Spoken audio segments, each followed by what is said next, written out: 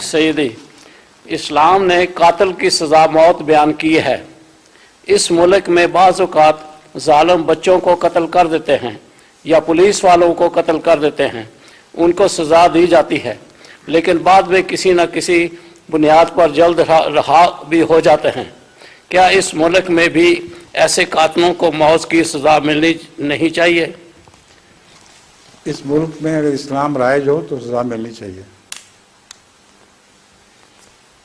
जिस मुल्क में भी इस्लाम राइज हो वहाँ मौत की सज़ा मिल सकती है, लेकिन लाजमी भी नहीं है।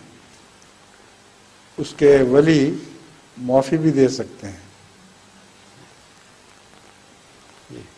मरने वाले के वली कोई हक है कि वो चाहे तो पीछे रहने वाले यतामा की खातिर कोई फिदिया कबूल कर ले और उसके नतीजे में उसकी जान बख्शी हो जाए। तो इस्लाम ने दोनों पहलू खुले रखे हुए हैं। ये मज़हब ऐसा है जिसमें हर इम्कान की गुंजाइश मौजूद है।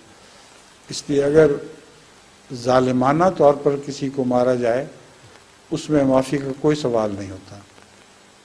मसलन बेईमाना तौर पर कत्ल करना, बच्चों का कत्ल और बूढ़ों का कत्ल, ये सारी ऐसी चीज़ें हैं जिनमें काजी को इख्तियार है कि औलाद से पूछे बगैर या फैमिली वालों से पूछे बगैर उनको मौत की सज़ा दे दे। लेकिन अगर ऐसे हालात हों कि मौत की सज़ा टालने से पिछलों को फ़ायदा पहुंचता हो और वो अपनी मर्ज़ी से उसको माफ़ कर रहे हों, तो ऐसी सूरत में इसकी इजाज़त है।